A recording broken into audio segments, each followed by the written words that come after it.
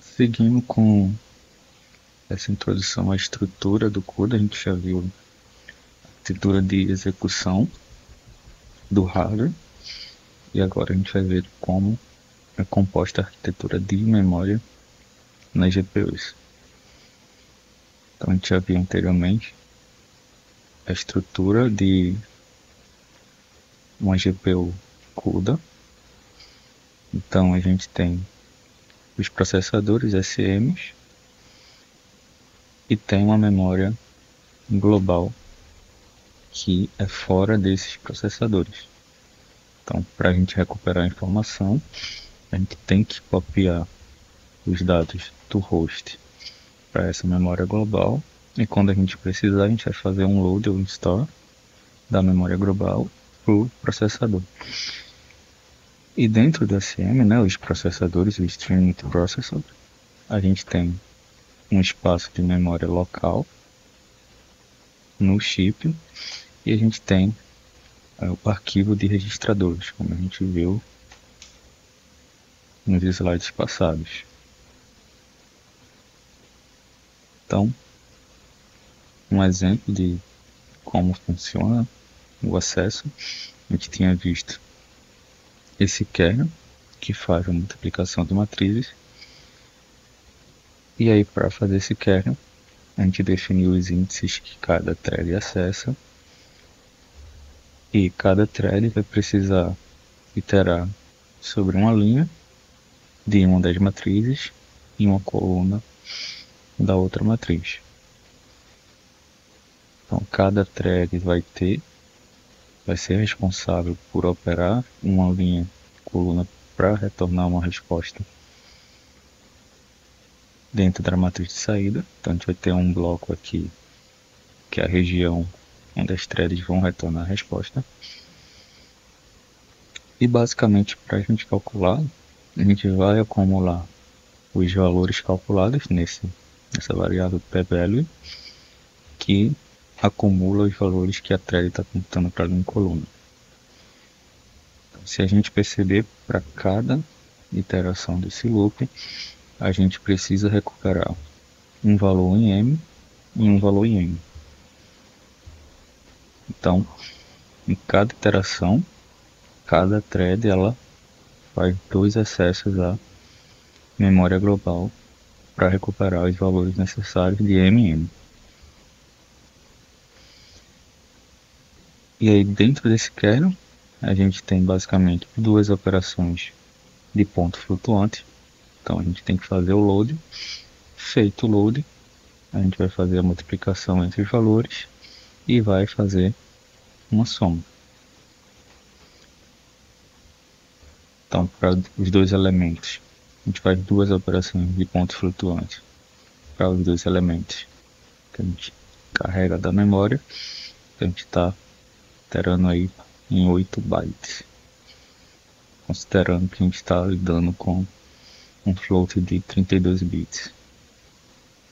E aí se a gente faz essa relação de 8 bytes que a gente está carregando para duas operações de ponto flutuante, a gente tem 0.25 flops por byte. A taxa que a gente usa para calcular essa operação aqui.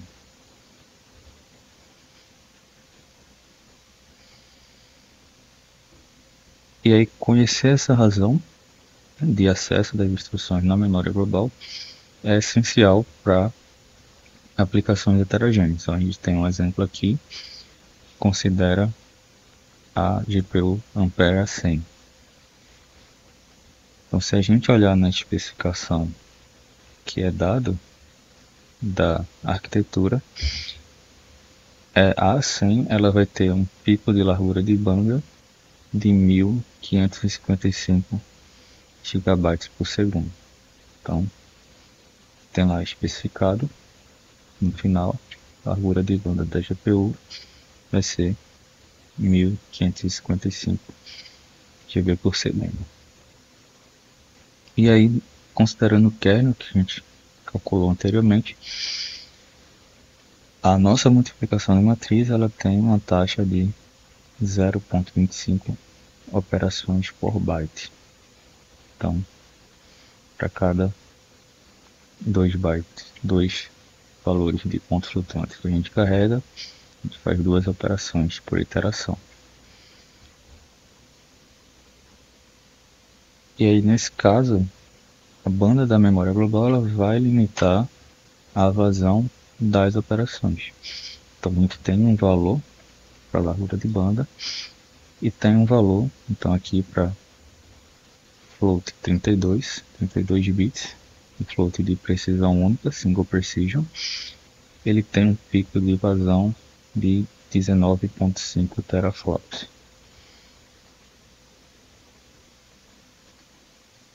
E aí, se a gente faz esse cálculo desse pico da largura de banda com o número de operações que a gente tem no nosso kernel, a gente vai encontrar que a execução do nosso kernel ela é de 389 gigaflops por segundo. E aí, se a gente faz essa comparação, então na A100 o pico de vazão é 19.5 teraflops, com o nosso kernel a gente está alcançando 389 gigaflops, então a gente está usando só 2% da vazão que a GPU ela consegue retornar. Então a gente tem uma subutilização dos recursos disponíveis. E aí o flops é a taxa de acesso à memória global para cada byte acessado pelo programa. Então essa relação das operações que a gente tem para cada byte, cada operação de load que a gente tem que fazer para recuperar a informação da memória global. E aí dessa forma, nosso kernel ele fica limitado à taxa que a informação ela pode ser entregue para a GPU. Então a gente tem um limite de memória para o kernel, porque a gente não tem operação suficiente dada a largura de banda que a arquitetura lá disponibiliza. Então a gente tem uma subutilização de recursos limitados pela largura de banda. Então, se a gente quisesse melhorar a performance do kernel, a gente precisaria reduzir o número de acesso à memória global.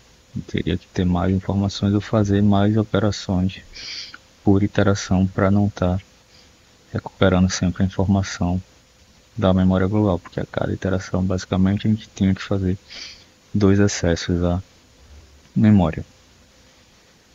E aí, se a gente olhar no nosso kernel, a gente tem essa relação de 0.25 operações por byte, mas a SEM ela suporta até 12.5 operações por byte. Se a gente pega o pico de vazão da placa, 19.5 teraflops, ou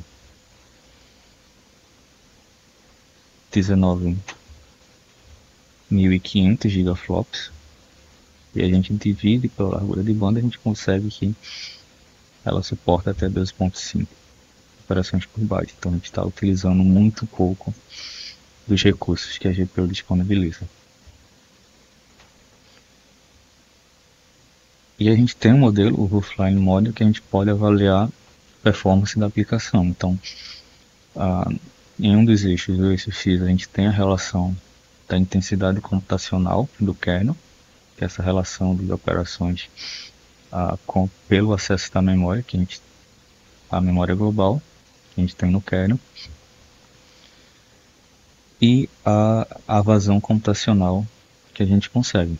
Então, essa vazão ela vai ser limitada pelo pico de vazão da GPU, que o nosso kernel não pode exceder o máximo de vazão do que a GPU ela consegue suportar. E aqui a gente tem a curva que é a relação da largura de banda. Então, fazendo essa relação entre a intensidade computacional e a vazão computacional do kernel, relacionando com a largura de banda, a gente pode plotar aqui os valores do nosso kernel de intensidade e vazão e comparar se ele se aproxima dessa curva da largura de banda. Então, quanto mais próximo dessas curvas, significa que o kernel ele é mais eficiente. Então, Por exemplo, aqui a gente tem o A2, ele tem baixa intensidade computacional, mas também tem baixa vazão e está longe aqui da curva da largura de banda. Então significa que ele é limitado pela memória. A gente tem um limite aqui de memória que tanto o A1 quanto o A2 ele consegue chegar, mas o A1, como ele está mais próximo da curva de pico, ele está conseguindo utilizar de forma mais eficiente. Ele tem uma vazão maior para a mesma intensidade computacional que o A2. Então o A2 tem uma vazão baixa quando a gente compara aqui, então tem oportunidade de otimização desse kernel. E aí, continuando, a gente tem os tipos de memória que estão disponíveis no CPU. Então a gente já conheceu a memória global, que é a especificação que a gente tem da memória de interface entre o host e o device. Então, na memória global, o host ele pode transferir dados para essa memória, pode ler e escrever nessa memória, e o device ele também pode ler e escrever em relação ao escopo do grid que está sendo chamado. Além da memória global, a gente tem também a memória constante, que é uma memória que o host ele também pode acessar. A gente pode colocar dados dentro da memória constante, mas o device, as threads que estão sendo executadas, eles vão poder apenas ler os valores que estão na memória constante. Se a gente tem algum valor que é só para leitura, a gente coloca dentro dessa memória constante. Além da global e a constante, a gente tem uma memória local, que ela é do escopo da thread. Então, a memória global ela é privada de cada thread, é um espaço reservado para a thread guardar valores que não cabem em registradores, e ela faz parte da memória global. Então, cada thread vai ter um espaçozinho local dentro da memória global que é reservado só para ela. E aí esse acesso ele vai ter o mesmo custo de acesso da memória global. Também é uma região fora do chip que requer um custo para carregar e armazenar valores nela. E aí as threads dentro da memória global, elas podem ler e escrever também, assim como a especificação da memória global. A gente tem os blocos de registradores, então a gente viu que cada processador, cada SM tem uma lista de registradores, tem um arquivo listando registradores específicos para cada operação. Quando a gente vai executar uma thread, a gente vai executar um bloco. Quando o bloco é atribuído para o SM, as threads recebem um conjunto de registradores para realizar a operação. E aí, como esses registradores são dentro do chip, geralmente o acesso a essa informação ela é muito mais rápido do que a gente acessar valores que estão na memória global. Então, são unidades que a gente consegue armazenar valores, mas é bastante limitado, porque a gente tem poucos registradores em cada SM, e esses registradores eles são divididos entre os threads que estão executando. E além dos registradores, a gente também tem o Shared Memory dentro do SM, que ele é mais rápido, o acesso ao Shared Memory é mais rápido do que acessar a memória global, porque está dentro do chip, está mais próximo das unidades que estão processando, mas ele é mais lento do que acessar os registradores.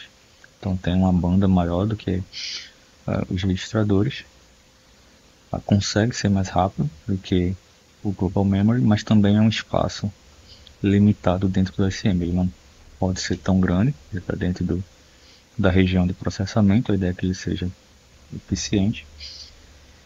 E a Shared Memory ela tem o escopo do bloco. Então, como o bloco é atribuído para o SM, todas as threads que compõem esse bloco vão enxergar a informação que está armazenada no Shared Memory.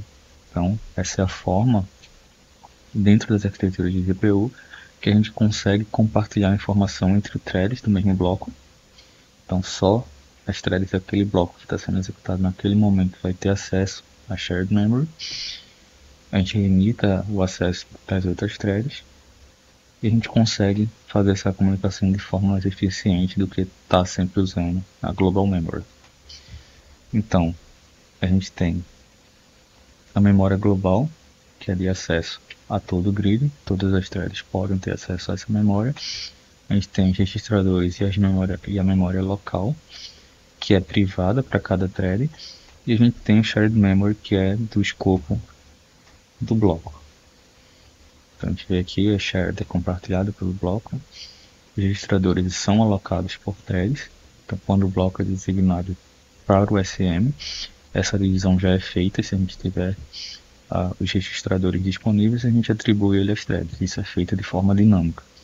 Então, diferente da CPU, que a gente tem um número limitado de threads, sempre com o mesmo número de registradores disponíveis, a GPU ela consegue dividir isso dinamicamente para a gente tentar otimizar a utilização de recursos, porque a gente tem muitas threads executando em paralelo. A shared memory e os registradores são dentro do chip, dentro da região de processamento, então são eficientes, são mais eficientes do que a global memory. Entretanto, a gente tem uma alta largura de banda aqui, um espaço maior que a gente consegue armazenar informação na memória global. E aí, se a gente olha no esquema de arquitetura que a gente viu anteriormente, do esquema de processador SIMD, a gente tem a unidade de controle que faz o processamento, que faz o controle das instruções, das operações. Então, que instruções vai ser executada a cada momento. A gente tem as unidades de processamento que fazem as operações aritméticas e computam os resultados. Então, essa unidade de processamento tem um conjunto de registradores que possui baixa latência, e para que eles processem muito rápido, porque já estão bem próximo da unidade que vai processar. E tudo isso vai compor o processador, que nesse caso a gente tem o SM nas GPUs.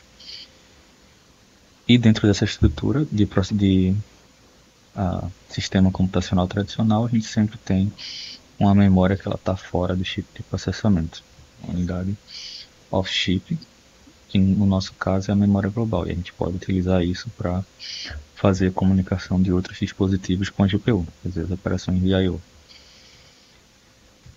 E aí essa tecnologia ela é geralmente implementada em DRAM e possui alta latência, então tem mais espaço disponível, consegue ter mais vazão de operações, mas o acesso a essa região ela demanda mais ciclos de clock. E aí, por exemplo, se a gente tem um kernel que ele já tem informações armazenadas nos registradores, a gente pode fazer uma operação aritmética direta. Então, se a gente tem, por exemplo, um valor armazenado em R2 e R3, a gente quer fazer a soma desses valores em dois registradores diferentes, a gente pode chamar a instrução direta e armazenar isso em outro registrador. E a gente já tem esse cálculo direto acessando pelos registradores.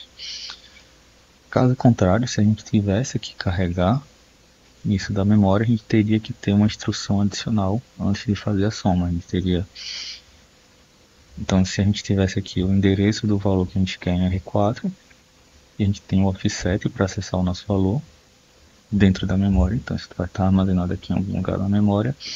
A gente tem um endereço inicial em R4 que está apontando lá para a região de memória inicial, e o offset, que é o lugar exato onde o valor está na memória. Então a gente faz o loading em R2 para depois fazer a operação de soma. Então a gente tem um custo adicional associado aqui a carregar esse valor da memória para cá dentro da unidade de processamento. Então esse load aqui geralmente ele demanda mais ciclos para conseguir retornar o resultado. Então acessar informações de registradores requer menos instruções quando comparado com a memória global. A gente vai comparar o acesso na memória global, e o consumo de energia também é menor. Então, como a gente tem unidades mais simples que estão bem próximo do chip de processamento, o gasto de energia para recuperar essas informações e para fazer a execução das instruções ela é menor, mas o número de registradores é limitado. Então a ocupância ela pode ser afetada se o uso de registradores excede o limite. Então, no caso, a gente não pode armazenar todas as informações ou estar sempre usando os registradores, porque se o nosso SM fica sem registrador disponível, excede o limite de uso, a gente vai ter um problema de ocupância de uso de recursos da GPU. Então, a gente pode ter muito warps estagnado, esperando para executar, enquanto outras threads estão usando todos os registradores. E aí a gente vai ter um problema de eficiência na execução do kernel. Então, ao invés de a gente estar otimizando, a gente vai estar prejudicando a execução do nosso kernel. E dentro desses sistemas de GPU modernos que a gente tem atualmente, a gente tem, além da memória global e da lista de registradores, a gente também tem a shared memory, que está fora da unidade de processamento, mas está dentro do processador. Então, ela geralmente ela é menor do que a memória global, mas o acesso é bem mais rápido do que a gente está acessando informações de fora do processador. E a gente viu que o espaço da shared memory ele é reservado para um bloco. Então todas as threads do bloco que está executando na SM vai ter acesso à memória compartilhada. E o acesso à shared memory também requer uma instrução de load, mas a instrução de load na shared memory ela tem menos latência do que a gente acessar a memória global, então ela é bem mais eficiente. Então a gente viu que dentro da GPU a gente tem os tipos de memória, a gente tem as formas de acesso a cada tipo de memória, e a gente pode declarar variáveis para instanciar cada informação que a gente quer em cada uma dessas regiões de memória. Então a gente olha aqui, cada tipo de variável declarada em CUDA tem um scope e um tempo de vida. Então quando a gente olha aqui os tipos de declaração em CUDA, a gente vê em que região da memória essa informação ela vai ser alocada, qual o escopo da variável, qual o escopo da informação que está armazenada. Então se for alocado em registrador vai ter o escopo de thread apenas, vai ser um privado para thread. Se for na memória local também vai ser privada para thread. A shared memory é compartilhada entre todas as threads do bloco. E a memória global é constante e ela é compartilhada para todo o grid. Todos os blocos, todos os threads vão ter acesso à memória global. E o tempo de vida. Então, para essas variáveis que são alocadas nos registradores na memória local no shared memory, elas vão ser armazenadas apenas enquanto o grid ou o nosso kernel estiver executando. Quando a gente finalizar a execução do kernel, essa memória é perdida. Enquanto que na memória global a gente pode manter isso por toda a aplicação. Na memória global e memória constante a gente consegue manter isso por toda a aplicação. Que é quando a gente faz lá o malloc do host, a gente reservou o espaço e a gente só libera esse espaço quando a gente dá o free. Então, se a gente não fizer o free, esse espaço vai continuar alocado até o final da aplicação. E aí uma coisa importante se a gente tem uma variável que é de escopo da thread, então, por exemplo, já tem variável local ou nos registradores, essa variável que a gente está instanciando, ela vai ter múltiplas cópias de acordo com o número de threads do kernel. Então, como as variáveis na memória de registradores de local são privadas da thread, se a gente tiver 1000 threads, a gente vai ter 1000 cópias dessa variável exclusiva para cada thread. E aí, o que fica na memória de registradores é basicamente variáveis automáticas que não são arrays. Então, quando a gente olha lá o nosso kernel de multiplicação de matriz, a gente calcula aqui o ID da linha, o ID da coluna dentro do kernel. Esses valores vão estar armazenados em dois escalares, a gente definiu aqui como valor inteiro. Então esses dois valores eles vão ser acessados frequentemente pela thread, então na forma de escalar, e vão ser armazenados na memória de registrador. A gente vai ter esses dois valores com o escopo de thread. Cada thread vai ter um valor de linha e coluna privado. Da mesma forma, o resultado da operação que a gente está fazendo da matriz, ela também é um escalar, não é inteiro, é um ponto flutuante, mas ainda assim é um escalar, e vai ser do escopo privado de cada thread. Então isso também vai estar dentro da lista de registradores. A memória local, que também é privada da thread, ela vai ser a variável que a gente instanciar dentro da thread, mas se não for um escalar, for um array, vai ser armazenado na memória local. Que logicamente a gente vê isso como espaço privado da thread, mas fisicamente está alocado lá dentro da memória global. E como arrays geralmente tem muitos valores associados a ele, então a gente tem um espaço maior sendo utilizado, esses valores eles não ficam direto no registrador, ficam na memória local da thread. Na memória compartilhada, a gente viu que é do escopo do bloco, então a gente pode instanciar isso utilizando device shared, ou só a palavra shared. E aí, obviamente, elas vão ser declaradas com esse identificador e ficam armazenadas na shared memory. Então, quando a gente fizer isso, uma cópia da variável ela vai ser criada para cada bloco. A gente não vai ter uma cópia por thread, a gente vai ter uma cópia para o bloco inteiro. A gente viu isso é compartilhado entre todas as threads do bloco.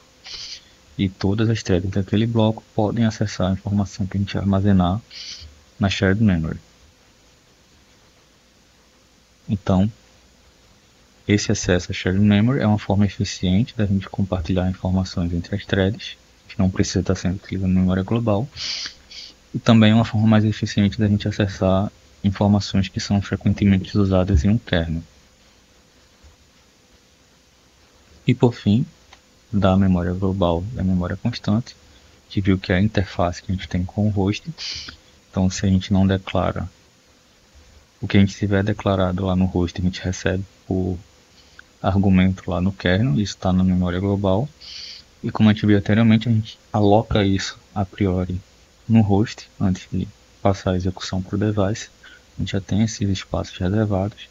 E da mesma forma a gente pode escrever também dentro do device na memória global. Se a gente tem espaço disponível, o device ele também pode tanto ler quanto escrever.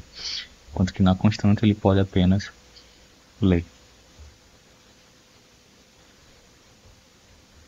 E aí quando a gente olha o acesso aos dados em GPU, a Global Memory ela é maior, a gente tem mais espaço, mas o acesso é lento.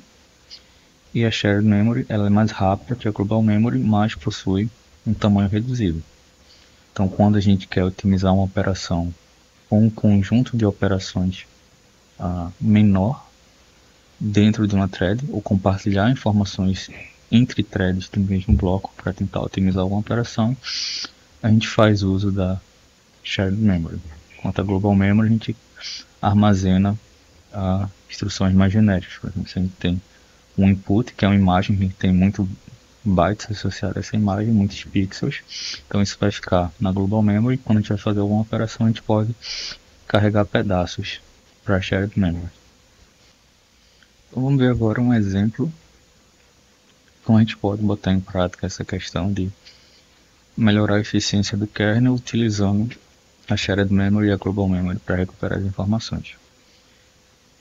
Então, uma forma de divisão das operações, que vocês já devem ter visto no curso anterior de Glide, é quando a gente faz o paralelismo por tiles. Então, a gente tem um input que tem um tamanho específico, a gente divide esse input em blocos e faz as operações dentro desse bloco. A gente limita o escopo das operações que a gente está fazendo só para o bloco em que a gente está atuando. A gente coloca um nível de localidade quando a gente vai operar sobre a informação. Então, quando a gente tem uma informação que ela é muito grande e a gente pode reusar esses pedaços para fazer um subconjunto de operações ou para atuar localmente dentro dessa informação, a gente pode particionar a informação armazenada na Global Memory em pedaços que vão caber na shared memory. E aí, quando a gente vai fazer isso, a gente tem que assumir que as operações entre as partes devem ser independentes. Então, o que a gente está computando em um bloco, ele não vai depender da informação que vai ser computada por outro bloco. E a gente pode fazer esse mapeamento dos blocos, dos tiles que a gente está executando, para um bloco de thread que vai executar na SM. Então a gente viu que na multiplicação de matriz, uma thread ela vai atuar em cima de uma linha, em cima de uma coluna. Então, por exemplo, a gente tem um exemplo aqui de uma matriz 4x4. A gente faz essa operação 4x4, 4x4 e vamos utilizar 4 blocos com 4 threads. Então, se a gente fizer isso, cada bloco vai ser responsável, cada thread em um bloco vai ser responsável por retornar um valor dentro da matriz de saída. E aí, se a gente olha, por exemplo, a thread 0 do bloco 0, ela vai atuar nessa linha e vai atuar nessa coluna, na linha 0, coluna 0, e vai retornar o valor aqui na primeira posição da matriz de saída. Da mesma forma, a thread 1 do bloco 0 vai atuar na linha 0, mas na coluna 1. Então vai retornar aqui. E a gente pode dividir isso de tal forma que os blocos eles computem valores aqui dentro de cada região da matriz de saída. Então, a próxima thread, a thread 2 do bloco 0, vai usar essa linha com a coluna 0 da outra matriz, vai retornar esse valor, e a última thread vai retornar esse valor. Então, no próximo bloco a gente vai ter esses 4 valores computados, no próximo bloco a gente vai ter mais 4, e no último bloco a gente vai ter os últimos 4 valores. Então, no nosso kernel original, a gente faz essas operações dessa forma. A gente mapeia o ID do bloco e o ID da thread para cada linha e coluna da matriz, e a gente faz essa operação iterando sobre as linhas da matriz M e as colunas da matriz N. Então a gente vai pegar uma linha e iterar sobre cada posição dessa linha na matriz M, e pegar uma coluna e iterar sobre cada valor da coluna da matriz N. E aí, como a gente viu anteriormente, a thread ela vai ser responsável por uma linha e uma coluna, e para cada iteração a gente vai acumular o valor no pré-velho e vai fazer 2 acessos à memória global para recuperar o valor de M e o valor de N. Então aqui a gente tem a listagem desses valores que a gente recupera. Então, por exemplo, se a gente está executando essas threads em paralelo, no primeiro momento a thread 0 vai carregar esse valor M00 e o N00 para fazer a multiplicação. Então, no segundo passo ele vai carregar M01 com N10 e vai fazer o acúmulo com o valor que ele tinha recuperado anteriormente. E isso vai ser feito para cada uma das posições em cada uma das threads. E aí, se a gente vê, a nível de bloco, dentro de um mesmo bloco, a gente carrega a mesma informação mais de uma vez. Então, a gente está recarregando a informação que já foi carregada por uma thread anterior e fazendo acessos à memória desnecessário. Então, se a gente olhar no primeiro passo, a thread 0 ela carrega M00 e a thread 1 ela também vai precisar do valor de M00. De forma semelhante, no passo 0 ela carrega o valor de N00 e a thread 2, a thread 10 do primeiro bloco, também vai precisar desse valor. Então, se a gente perceber bem, para cada uma das 4 threads que a gente tem no mesmo bloco, a gente precisa utilizar esse valor que a gente carrega 2 vezes. Então a gente poderia reduzir o número de carregamentos em um bloco pela metade, porque a gente tem replicação dos valores carregados necessários por cada thread.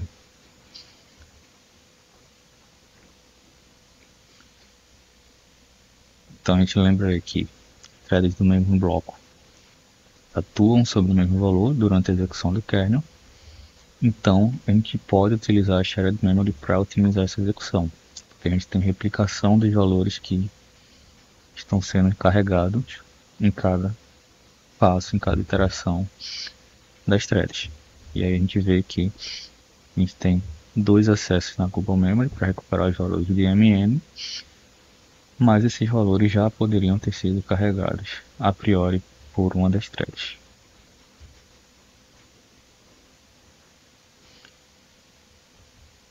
Então a gente pode fazer essa visualização. Então a gente já viu anteriormente que cada bloco vai atuar numa posição, e a gente tem essa visão de que cada bloco de thread ele pode atuar por um bloco específico dentro da matriz.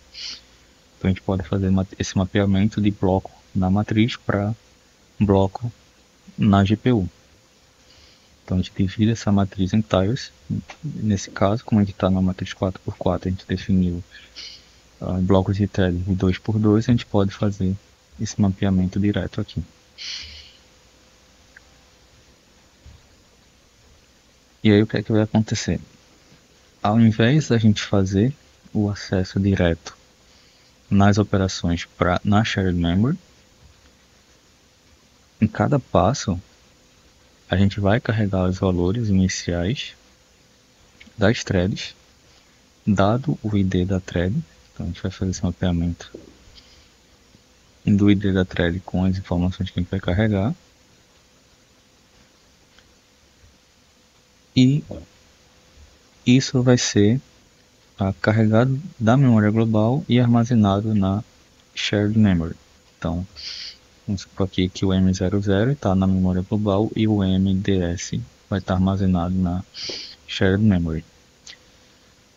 Então se vocês verificarem depois esse mapeamento dos índices, vão ver que no primeiro passo de carregamento todas as informações necessárias elas vão ser carregadas e vão estar disponíveis na shared memory. Então com isso a gente pode calcular o valor de cada posição.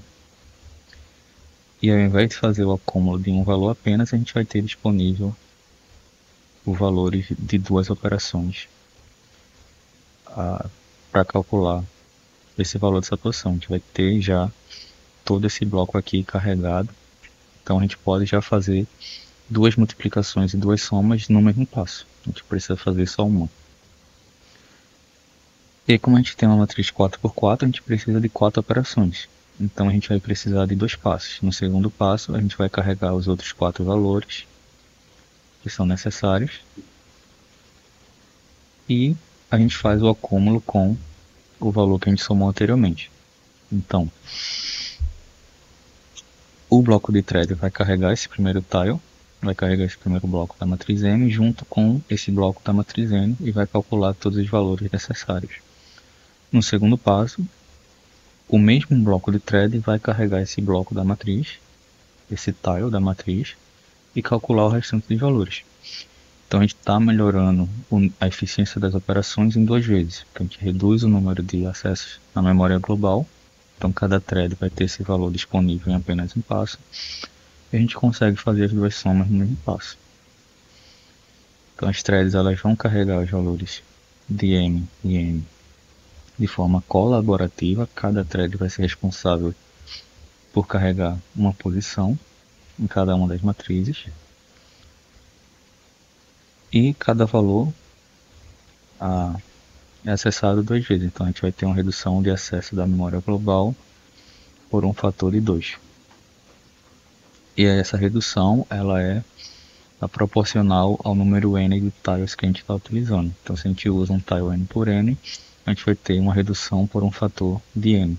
Nesse caso, como a gente está usando tiles 2x2, a gente tem essa redução por um fator de 2.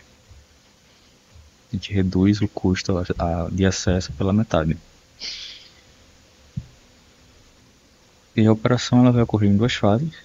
Então, a gente viu que a shared memory é limitada, então a gente tem que carregar só um subconjunto de dados. A gente não pode carregar os 2 blocos ao mesmo tempo, os 4 blocos ao mesmo tempo. A gente carrega de 2 em 2 para fazer as operações. Cada thread vai ser responsável por carregar um valor na iteração. E a gente vai continuar usando o p-value para fazer o acúmulo dos valores. Então isso vai estar sendo somado nos p-values a cada passo de execução. E aí, como a gente viu anteriormente, o p-value é um escalar, a gente está instanciando isso dentro do kernel, então ele vai ser uma variável automática que vai estar armazenado dentro do registrador. E cada thread vai ter o seu valor do p-value. E é o número de fases necessário. Então a gente tem duas fases para carregar 4 valores em cada fase, 4 valores por matriz em cada fase, da matriz M, 4 valores da matriz N.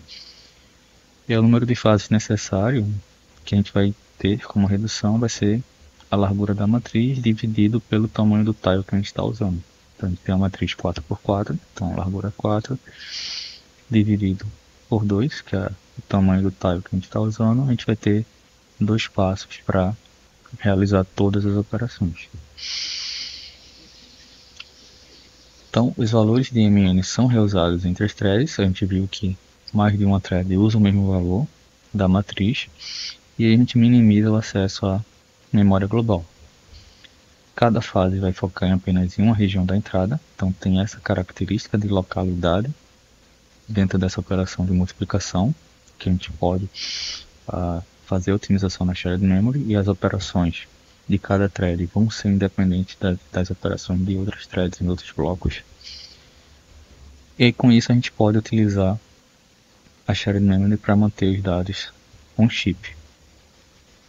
E aí, diferente de uma CPU, por exemplo, que várias threads são executadas simultaneamente em uma unidade de processamento, competindo por um espaço da cache. Então, a CPU tem lá o valor de cache. Quando a thread está sendo executada, elas competem por esse espaço para armazenar informações, que já é um espaço limitado. E aí o uso da shared memory acaba sendo mais confiável no reuse dos dados, porque esse espaço ele vai ser reservado a priori para o bloco. Então, na CPU a gente não tem essa divisão de múltiplos SMs, cada um com sua shared memory privada. A gente tem uma cache geral, que são compartilhadas entre os cores. E aí quando muda a execução de uma thread ou quando muda a instância que está sendo executada ou scheduling, a thread ela vai competir por esse espaço, vai ter que fazer um reset ou pode acessar outra informação que uma thread ainda vai necessitar para terminar a operação. E aí essa utilização da shared memory acaba sendo mais confiável e eficiente no GPU quando a gente está lidando com múltiplas threads. A gente tem milhares kernels que podem ter milhares de threads executando, e a gente vai ter essas informações garantidas enquanto o bloco está sendo executado no SM. Então, se a gente olhar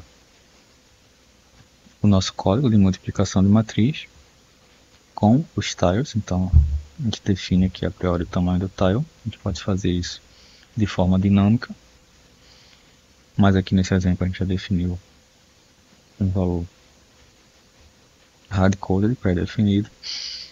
Então basicamente a gente vai definir os nossos blocos da matriz M e da matriz N. Então a gente instancia a variável com escopo shared, então isso vai ser armazenado na memória compartilhada.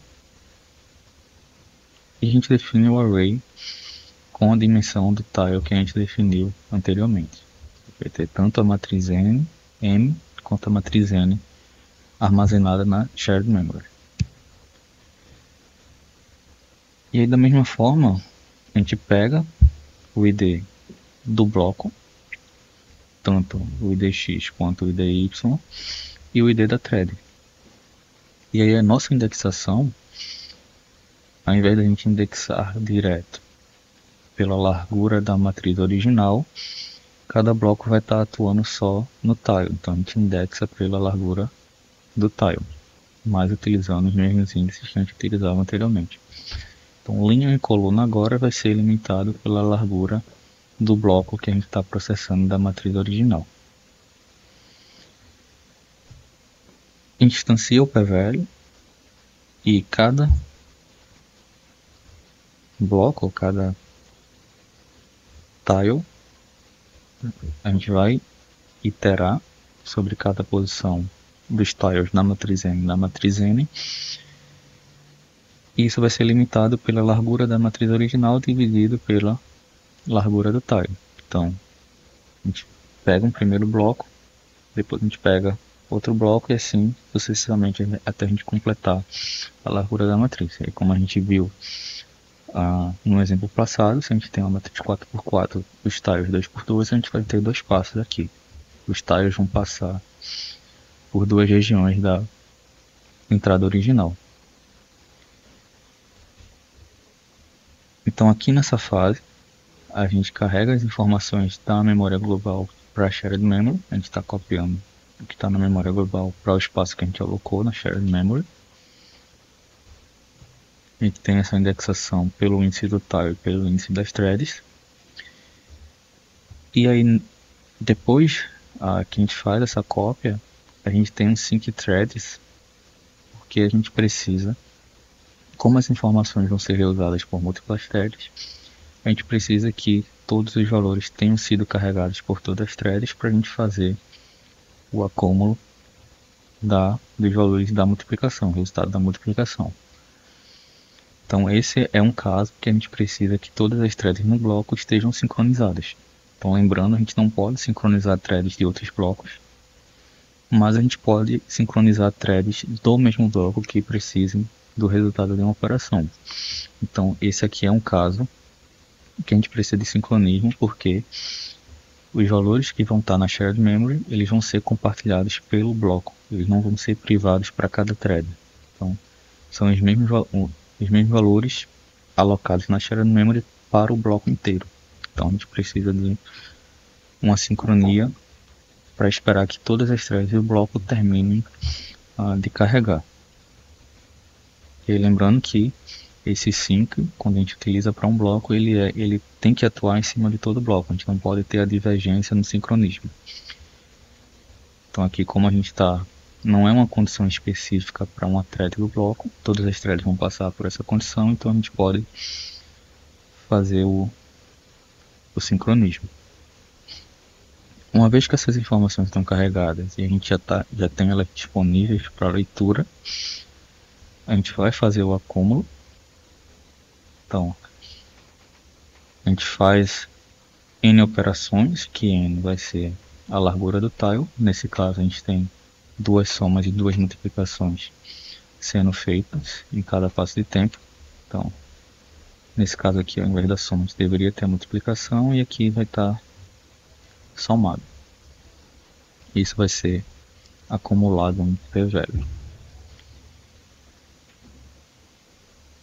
E aí, depois de a gente fazer esse acúmulo, a gente também precisa ter um sincronismo entre as threads do bloco, porque a gente não tem a garantia de que elas vão estar sendo executadas na mesma ordem ou vão estar sendo agendadas para estar executando no mesmo order. Então a gente tem que ter esse sync para a gente garantir que as informações de PVL eles já foram escritas antes da gente precisar sobrescrever no próximo passo. E aí, quando a gente finaliza a operação do passo, a gente faz a atribuição do PVL na matriz de saída, que é a matriz que a gente tem alocada na memória global. A gente faz essa escrita no final da operação na memória global e é indexado de forma linear, como a gente viu anteriormente, que a gente tem o endereço inicial armazenado em P, a gente tem um offset para escrever na memória global. A gente faz esse mapeamento linear e escreve o resultado que a gente tem da thread. E aí esse é o caso que a gente tinha visto, cada thread ia estar atuando em uma linha, uma coluna, e retornar um valor na matriz P, na matriz de saída. Então no nosso exemplo, ao invés da gente ter uma thread atuando sobre uma coluna, a gente vai ter um tile, vai ter um bloco de threads carregando os valores dessa região, carregando os valores da região adjacente na outra matriz. A gente faz o acúmulo na matriz P, um valor de P, e todo o bloco ele vai iterar sobre todas essas esses offsets do tile até completar a dimensão total da matriz. Da mesma forma, a gente tem um offset aqui na outra matriz. E aí, quando a gente completar essa operação do tile inteiro, a gente vai ter toda essa região na matriz P já computada. A gente não vai ter só um valor computado, a gente vai ter todos esses valores já computados. Então a gente reduz bastante o acesso à memória global fazendo essa divisão por tiles. Então vamos comparar aqui a otimização do acesso com aquele exemplo que a gente tinha da Ampere 100. Então a gente viu que a 100 ela tem um pico de largura de banda de 1555 GB por segundo, e na multiplicação de matriz a gente tinha 0.25 operações por byte. A gente viu que a gente tinha um limite das operações de float single precision, 32 bits, por causa da banda da memória. Então a gente tinha uma vazão de 389 gigaflops por segundo, porque a gente tinha duas operações de ponto flutuante para dois elementos de acesso da memória global em cada passo. Então a gente tem essa taxa de 0.25 flop por byte. Então vamos comparar se a gente estivesse usando um flop 16 por 16. Então isso vai reduzir o acesso à memória global em 16 vezes. A gente viu que a redução é para um fator de n, e n é o tamanho do tile. A gente tinha anteriormente 0.25 operação por byte, se a gente multiplicar isso para 16 vezes, a gente vai ter 4 operações por byte. Ao invés de 0.025, a gente estende o número de operações que a gente está fazendo. Como a gente viu anteriormente, o número de operações realizadas vai ser multiplicado por n, que é o tamanho do tile.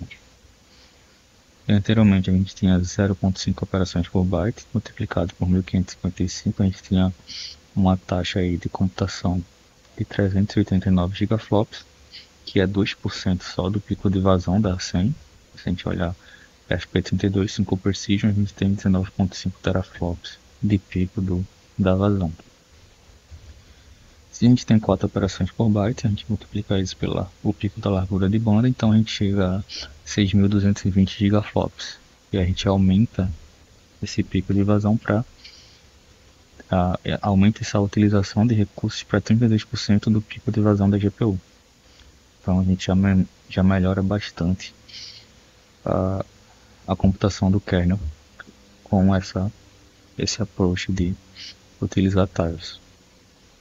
Então claro que no nosso exemplo a gente utilizou tiles inteiros, que eram múltiplos do tamanho da matriz, mas a gente pode ter casos, por exemplo, que a gente tem uma matriz 3x3 e a gente tem que lidar com ajustes da fronteira para não acessar regiões da memória que são indevidas, porque lembrando, a gente tem blocos de valores inteiros, threads de valores inteiros, que é múltiplo do tamanho do warp.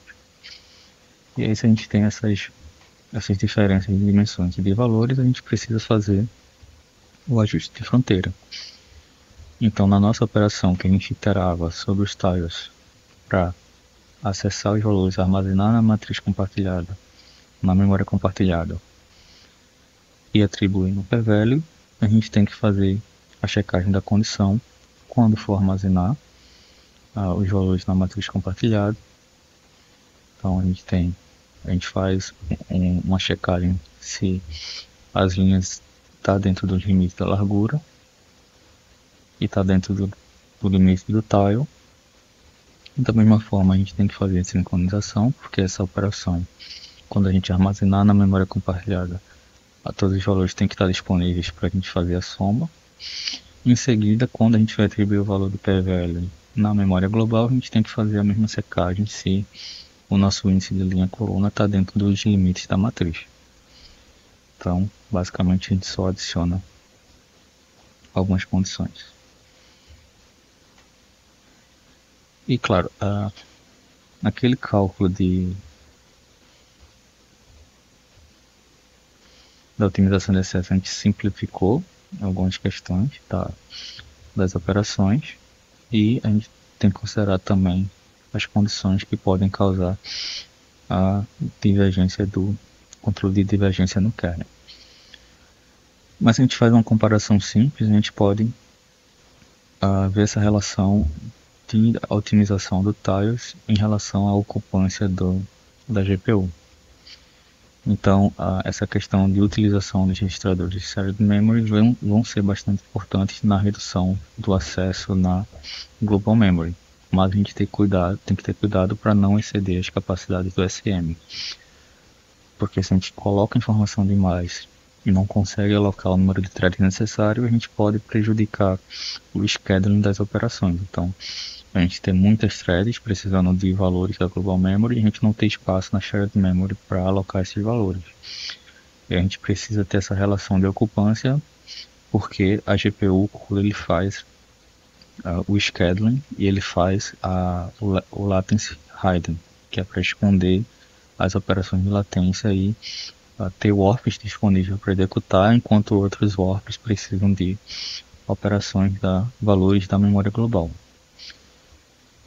E aí, quanto mais recurso uma thread precisa, menos threads a gente vai ter sendo executadas no SM.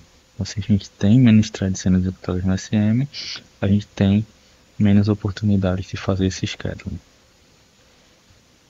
E aí, um exemplo, continuando com a 100 que a gente já viu anteriormente, no A100, a shared memory ela pode ser configurada com 164 KB por SM.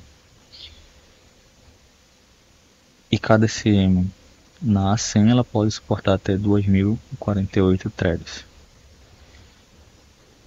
Então, para todos os slots de 2048 threads serem usados, o bloco ele não vai poder exceder 82 bytes por threads de operações, que é os 164 dividido pelos 2048 threads que podem ser alocados para o SM. Então, o bloco ele não pode exceder isso para a gente não ter problemas de acesso da memória. E aí, se a gente olhar o exemplo anterior, cada tile a gente tinha a largura do tile ao quadrado de threads. Então, a gente tinha um tile 2x2, a gente tinha 2 ao quadrado, 4 threads. E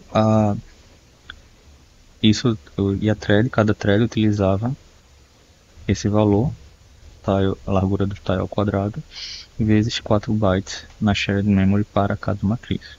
Então a gente tinha cada bloco armazenando 4 valores, tanto de M quanto de N. Esse valor de 4 bits é por thread, então cada thread carregava um valor de M, um valor de N, a gente tinha isso multiplicado por 4. E aí cada bloco ele vai usar S mais S, a gente vai ter esse valor para a matriz M, esse valor para a matriz N, a gente vai ter 2 vezes esse valor, dividido pelo o valor de TW, que é a largura do tile ao quadrado. Então cada bloco ele vai usar 8 bytes por thread. E aí nesse caso, como a gente na 100, a gente consegue ter 82 bytes por thread, a ocupância do kernel não vai ser um problema nesse nosso kernel. A gente tem bastante memória livre aí para fazer as operações. Então isso não vai ser limitado pela shared memory. Agora, entretanto, vamos considerar que a gente tem um kernel com blocos que utilizam 32 KB da shared memory e cada bloco tem 256 threads. Então, se a gente fizer essa conta, 32 dividido por 256, a gente vai ter 132 bytes por thread sendo usado na shared memory. E como a gente viu, o limite que a gente tinha era de 82. E aí, se a gente faz a divisão de 164 KB que a gente tem disponível para cada SM, dividido por 132 bytes que a gente está usando por thread, então a gente só pode ter 1272 threads ativas no SM a cada momento. Então a ocupância máxima vai ser só 62% para esse kernel. A gente não vai poder estar instanciando as 2048 threads na mesma SM, vai ter um limite aí de ocupância. Claro que diferentes devices eles podem ter configurações diferentes de memória. Então, nesse caso, no nosso cálculo da matriz de multiplicação, a gente fez essa comparação em relação aos recursos que a gente tem disponível na A100, mas dependendo da GPU que a gente está usando, esse valor ele pode ser diferente, ele pode variar com o tamanho do tile que a gente está usando ou com o tamanho de threads que a SM suporta. Então, quando a gente vai executar um kernel, a gente pode checar dinamicamente pelo host a quantidade de recursos que a gente tem disponível e ajustar o nosso código de acordo. E aí, o CUDA ele já disponibiliza essas chamadas para a gente acessar as informações do device. O CUDA Get Device Properties. A gente consegue ver o número máximo de threads, o tamanho da shared memory, ou o tamanho de operações que a gente precisa fazer para executar o nosso kernel. Então, quando a gente vai fazer a otimização, a gente tem que levar esses pontos em consideração. Qual device a gente quer rodar, quanto de recursos a gente vai ter disponível e ter uma média para a gente calcular esses valores. E da mesma forma, no nosso exemplo, o tamanho do tile ele tinha sido definido a priori, a gente definiu isso já no código, já escrito hard-coded, mas a ideia é que a gente possa fazer isso de forma dinâmica. Então, a gente consegue calcular os recursos que a gente tem disponível, o tamanho do input e tentar ajustar o tamanho do tile de acordo com o que a gente precisa. Com isso a gente consegue otimizar a execução do código, a gente tenta manter a ocupância o mais próximo possível do seu valor máximo e tenta diminuir esse número de acesso à memória global porque a gente consegue otimizar as operações que a gente está executando.